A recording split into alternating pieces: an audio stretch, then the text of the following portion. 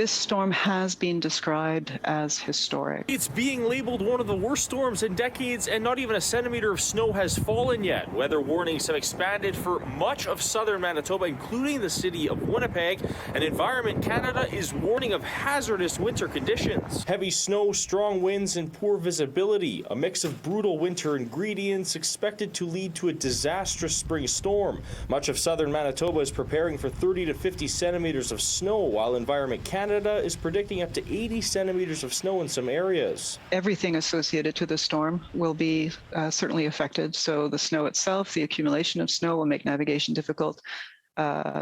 Dealing with roads, dealing with sidewalks, parking lots, basically all surfaces will be affected. The snow is expected to begin late Tuesday night and into the early hours of Wednesday and should taper off by Friday afternoon. Wind gusts are expected to be around 70 and as high as 90 kilometers per hour, leading to blowing snow. It's not a matter of if, but when, as highways are expected to close all across the southern portion of the province. Stay at home, check before you leave, know what is open, what's not, because it does cause concern and it's a safety issue if you do get stranded out there.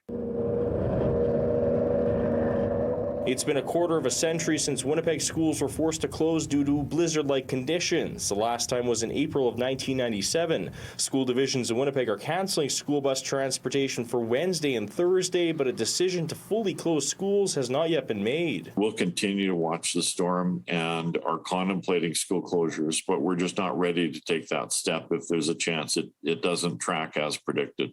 So we'll kind of review forecasts and the progress of the storm at the end of the day, and we'll take a decision no later than 6 a.m. tomorrow morning. The town of Morris, about 70 kilometers south of Winnipeg, is not only bracing for the spring storm, but bracing for potential flooding post-blizzard. We're not quite certain how much moisture is there, and we still have some water runoff and snow melt, so this is a unique challenge. Ralph Groening, REEVE for the RM of Morris, says the snowfall will impact the flood forecast, but says Manitoba is way more equipped to handle floods now than it was in 1997. Without being overconfident, we are fairly certain that we can manage even a pretty significant event. Temperatures are expected to hover between 0 and -5 degrees, which Hassel says will create heavy wet snow. It'll be a difficult time to shovel this out. In Winnipeg, Alex Karpa, City News.